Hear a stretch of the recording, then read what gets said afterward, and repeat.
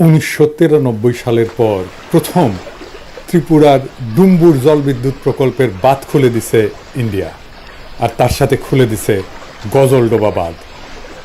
আর বানের পানি বিধ্বংসী রূপে ছুটে আসছে বাংলাদেশের দিকে।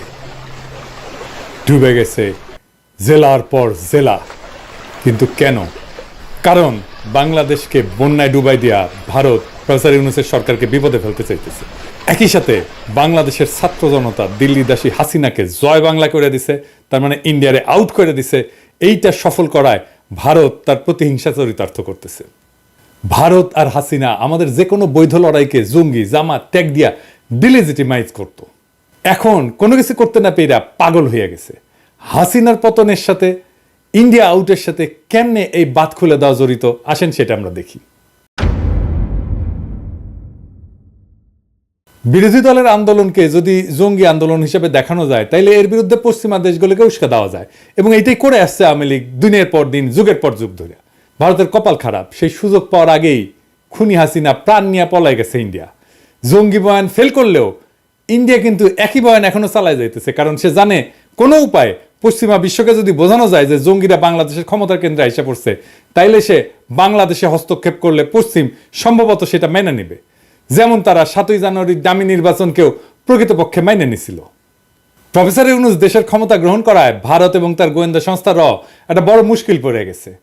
তারা তাকে জঙ্গি বইলা দুনিয়াতে প্রোপাগান্ডা করতে পারতেছে না। প্রফেসর ইউনূস জঙ্গি এই কথাটা স্বয়ং মোদি নিজেও বিশ্বাস করতে পারবে না।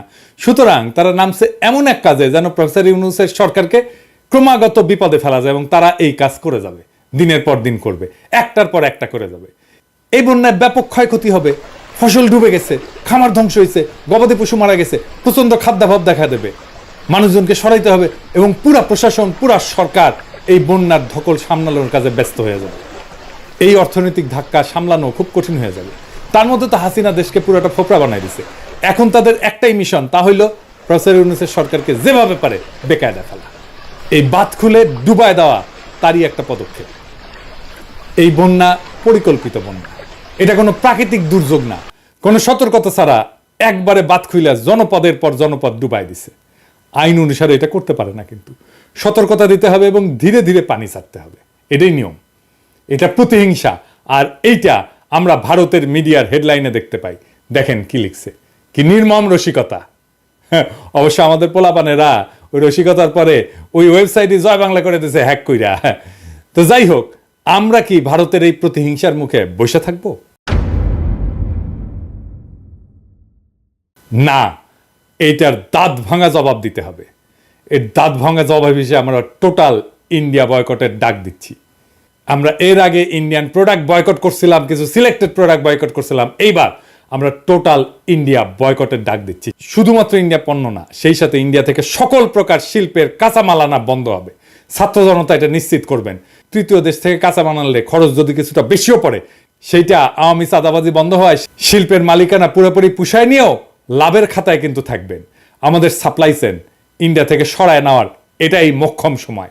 একই সাথে ভারতের সকল এয়ারলাইন্সকেও বয়কট করা হলো।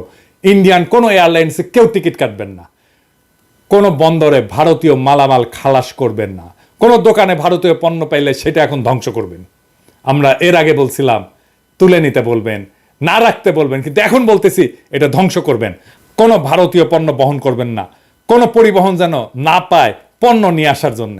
ওরা ভিসা সেন্টার বন্ধ করে দিছে, খুব ভালো করছে। আর যেন না খোলে। ওরা মৈত্রী ট্রেনটাকে চালাইতে উৎসাহ পাইতেছে না, চালাস না, আমরা খুব খুশি, না চালাইলে আমরা সবচেয়ে খুশি হব।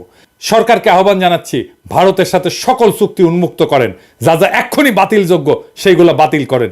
মোংলা পোর্ট দিয়ে দিচ্ছেন, ট্রানজিট দিচ্ছেন, সব বাতিল করেন। টোটাল ইন্ডিয়া আউট বাস্তবায়ন করে আমরা ইন্ডিয়াকে উচিত জবাব দেব, যা তারা বহু যুগ মনে রাখবে। আর কি করব? ইন্ডিয়া শুকনা মৌসুমে কখনোই চুক্তি মোতাবেক আমাদের পানি দেয় নাই, অথচ বর্ষার সময় আমাদের পানিতে ডুবায় মারে। ভারতের এই জঘন্য খেলা বন্ধ করার এটাই সময়। ভারতের কাছে পানি পাওয়া, যেটা আন্তর্জাতিক আইনে আমাদের প্রাপ্য, তার আশা করা বাতুলতা। আমাদের সামনে একটাই টেকসই দীর্ঘমেয়াদী সমাধান আছে। কি সেটা? সেই সমাধান হইতেছে তিস্তা প্রকল্পের মতো সকল নদীতে ওয়াটার ম্যানেজমেন্ট প্রকল্প বাস্তবায়ন করা। আমরা সরকারের কাছে দাবি জানাই, তিস্তা প্রকল্প সংক্রান্ত চীনের প্রস্তাব অবিলম্বে গ্রহণ করেন। ছাত্র জনতাকে আহ্বান জানাবো সরকারকে এই বিষয়ে ব্যাপক চাপ দিতে, যেন এই প্রকল্প চীনকে অবিলম্বে দিয়ে দেওয়া হয়। চীন প্রস্তুত আছে, চীন বারবার বলতেছে এই প্রকল্পে তারা বিনিয়োগ করতে আগ্রহী। এই প্রকল্প চীনকে দিয়ে দেন, ইন্ডিয়ার গালে 2 থাপ্পড় দেওয়া হবে আমরা যদি এই প্রকল্প চীনকে দিয়ে দিই। ফাইনালি ভারত বন্ধু আর ভারতকে কিছু আখেরি কথা বলতে চাই, কান খুইলা শুনে রাখেন। অনেকে মনে করেন ভারত বড় দেশ, আমাদের ঘিরা আছে, হুরে বাবা, হ্যাঁ আমাদের খায়া ফেলবে। হ্যাঁ জিনা, ভারত আমাদের ঘিরা নাই, আমরা ভারত দিয়ে বেষ্টিত না। ভারত বরং চারিদিকে শত্রু রাষ্ট্র দিয়ে বেষ্টিত। সরাসরি শত্রু না হইলেও তারা ভারতের বন্ধু না, যারা ভারতকে বেষ্টন করে আছে। ম্যাপটা খুলে দেখেন, একদিকে পাকিস্তান, চীন, নেপাল, বাংলাদেশ, আর ওইদিকে মায়ানমারের গণতন্ত্রকামীরা জিতে গেলে ওরা বাম্বু দেবে ইন্ডিয়াকে সকাল বিকাল। ইন্ডিয়াকে ঘিরে ফেলা হয়েছে চারিদিক থেকে, চারিদিকে ওর হোস্টাইল টেরিটরি। আর আমরা তিস্তার চায়নাকে ডেকে না চিকেন নেক চাইপা ধরবো। 15 বছর ফ্যাসিবাদের ঘানি টানাইছে ইন্ডিয়া, এইটার মূল্য ইন্ডিয়াকে চুকাইতে হবে কড়ায় গন্ডায় আগামী 50 বছর ধইরা। একটা কবিতা ছিল, মুক্তিযুদ্ধের সময় লেখা হয়েছিল, সেই কবিতা আমরা আবার পড়ব। তুমি আমার আকাশ থেকে সরাও তোমার ছায়া, তুমি বাংলা ছাড়ো। তুমি আমার বাতাস থেকে মোছো তোমার ধুলা, তুমি বাংলা ছাড়ো। তুমি আমার জলস্থলের মাদুর থেকে নামো, তুমি বাংলা ছাড়ো। শত্রু দেশের সাথে কোনো ডিলিংস না, ইন্ডিয়ার সাথে কোনো ডিলিংস না। যারা শত্রু দেশের সাথে হাত মিলাবে তাদের ক্ষমা নাই। ইনকিলাব জিন্দাবাদ।